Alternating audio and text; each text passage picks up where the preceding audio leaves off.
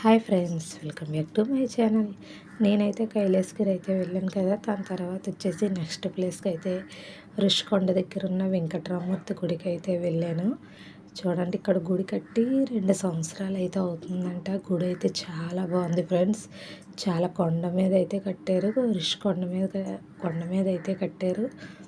నేను ఎప్పుడు చూడలేదు, ఇదే ఫస్ట్ టైం అయితే వెళ్ళాను.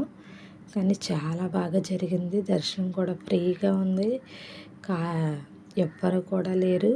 శనివారం అయితే అస్సలు ఖాళీ ఉండదంట ఈ టెంపుల్ వచ్చేసి. మీకైతే కనుక నేనైతే దూరం నుంచి అయితే వీడియో తీసాను. వీడియో తీయకూడదన్నారు కానీ మీకైతే చూపించడం గురించి అయితే తీసాను.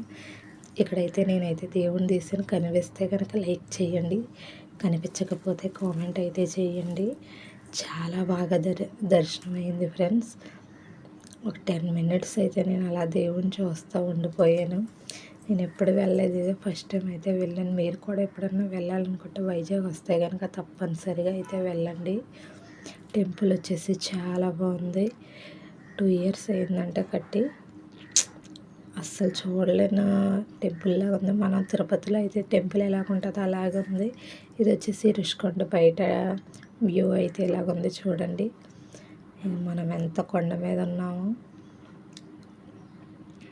వ్యూ అయితే చాలా బాగుంది కదా చుట్టుపక్కల.